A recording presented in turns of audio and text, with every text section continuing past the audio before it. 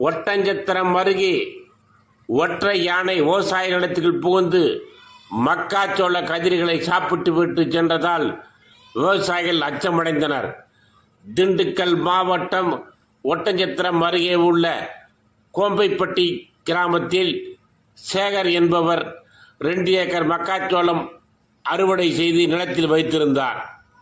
நேற்று இரவு மேற்கு தொடர்ச்சி மலைப்பகுதியில் இருந்து உணவு தேடி வந்த காட்டு யானை ஒன்று விவசாய நிலத்தில் அறுவடை செய்து வைத்திருந்த மக்காச்சோள கதிர்களை 2 மணி நேரம் வரை சாப்பிட்டது.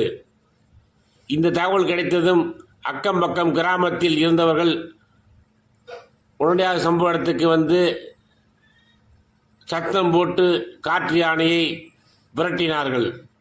2 மணி நேரத்துக்கு பிறகு ஒற்றை யானை அங்கிருந்து மேற்கு தொடர்ச்சி மலைப்பகுதிக்கு சென்றது. இப்பகுதிகளில் ஒற்றை யானை தொடர்ந்து விவசாய பயிர்களை சேதப்படுத்தி அட்டகாசம் செய்து வருவதால் விவசாயிகள் கடுமையாக பாதிக்கப்பட்டுள்ளனர். யானைகள் விவசாய தோட்டங்களில் வராமல் நிரந்தரமாக மலைப்பகுதிக்கு விரட்டுவதற்கு மாவட்ட வனத்துறை அதிகாரிகள் நடவடிக்கை எடுக்க வேண்டும் என இப்பகுதி விவசாயிகள் கோரிக்கையை விடுத்துள்ளனர்.